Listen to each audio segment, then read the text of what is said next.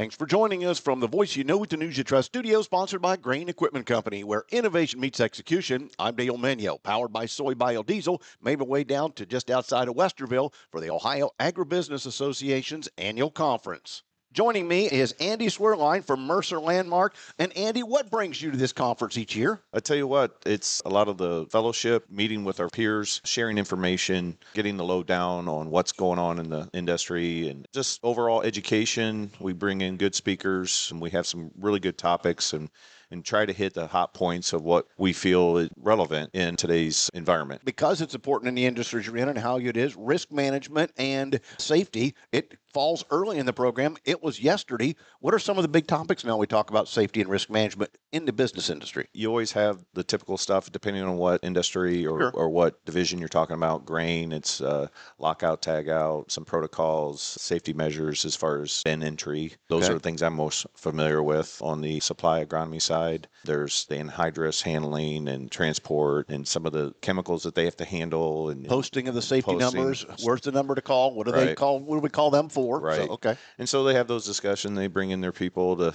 to talk about what's coming down the pike, maybe new regulations, how it's going to impact each organization, what that can mean for insurance purposes and everything else. So just a whole gamut of issues that we try to cover. It's important. Some are trying to figure out how do I continue my CCA credits, and some are continuing education every year. So we can help modify that. We have some topics that can get their CCA credits, continuing education, crop pesticide recertification for the state of Ohio and Pennsylvania is available here as well. The overall networking and social aspect of it too. In the evenings after the meetings are all over, you get to see people you don't see that often and share ideas. Yeah, the hall talk, for sometimes it's the most important reason to be there, because the session's made for everybody, but there's some things that you can help get information from somebody you know that you talked to last year and get an update. Exactly. A lot of problems are solved over the water cooler, if you want to call it that. Andy, thanks for the update. Andy Swerline from Mercer Landmark as he attends the OABA annual conference in Westerville. Today's market's brought to you by Seed Consultants. Simply better performance online at seedconsultants.com. Here's the forecast. Mostly dry again for your Wednesday. Temperatures not too bad for this time of year. I'm Chief Meteorologist Ryan Martin. Quick forecast update for you. I don't have any major changes. I think today continues to be partly to mostly sunny, mild, dry. Tomorrow, clouds increase, and then we're set to put some rain in here as we move from tomorrow night through Friday. I still feel that we're looking at anywhere from a quarter to probably 1 1/4 inches over about 80 to 90% of Ohio. What I am seeing is a longer tail in northern parts of Ohio. We may not be done with moisture completely until after midnight Friday night. We're dry for the weekend. Temperatures not falling off too far at all. Next week is going to be mostly dry. Some rain finally here Thursday, Friday. I'm Ryan Martin. And thanks, Ryan. Time now for the Midday Market Analysis, provided by Leist Mercantile and sponsored by Brandt, helping growers take control for over 70 years. I'm Ryan Metzger with Leist Mercantile, providing your midweek technicals. We got March 25 corn futures with the first level support seen at $4.77, with the first level of resistance seen at $4.89.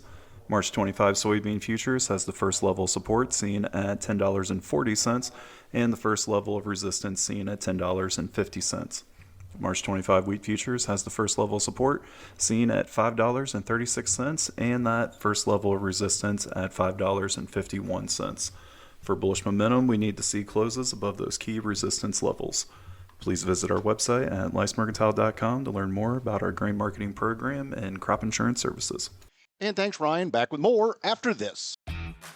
Hey, pork producers, it's almost time for the 2025 Ohio Pork Congress, your connection to all things pork. It's back in Lima, Ohio on February 4th and 5th with the latest on swine health, facility management, economics, and product innovation, all within the largest pork industry trade show in the region. So make plans now to join us at Veterans Memorial Convention Center by going to ohioporkcongress.org for more information and early registration discounts on tickets. We'll see you in Lima. Today's market's brought to you by Seed Consultants. Simply better performance online at seedconsultants.com. March corn up 10 3/4, trading $4.96. Maize up 10 1/2 at $5.06 1/2. And December new crop up a nickel at $4.66. The March soybeans up 12 1/2 and getting stronger at $10.57 1/2. May is up 12 3/4 at $10.72 1/4. And November new crop beans are up 14 now at $10.61 1/2. On the wheat, if you got July, $5.81 1/2, up 11 1/4. If you carry that July new crop to September, you're up 11 at $5.95 1/4.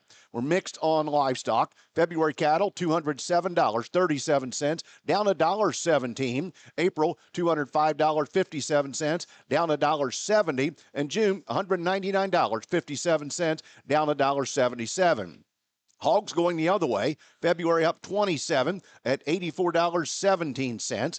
April 91.52, up 57, and May up 42 at 95.90. March feeder cattle down $1.20 at $277.05. April down $1.40 at $276.40. Thanks for joining us. I'm Dale Minyo. This is the Ohio AgNet.